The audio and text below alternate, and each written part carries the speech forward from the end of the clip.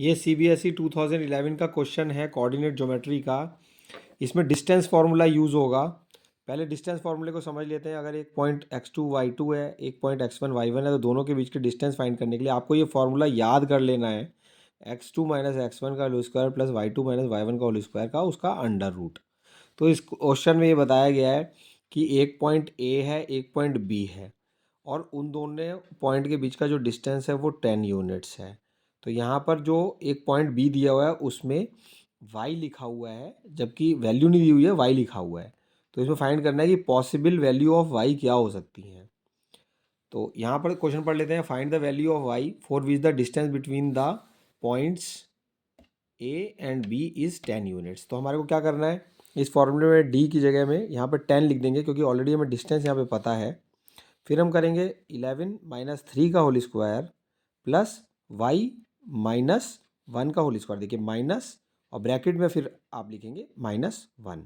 तो यहाँ पर minus into minus, minus into minus plus होता है। कई बच्चे क्या करते हैं, जैसे मान लीजिए लिखा हुआ है कि -3 और -4, तो उसको क्या करेंगे, माइनस माइनस प्लस लिख देते हैं। नहीं, ऐसा नहीं है, दोनों ये हो जाएगा -7।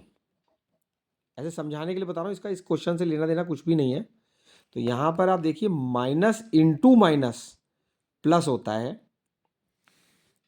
यहाँ पर अब इसका स्क्वायरिंग बोथ साइड्स करा है, तो 100 is equal to 8 square plus y plus 1 का होल स्क्वायर। तो 8 स्क्वायर का इस 8 का स्क्वायर होता है 64, माइनस करके आ गया 36। तो अब देखिए y प्लस, आप कॉपी पेन निकाल लीजिए और आपको क्वेश्चन साथ साथ करना है, तभी आपको समझ में आ पाएगा और याद रहेगा।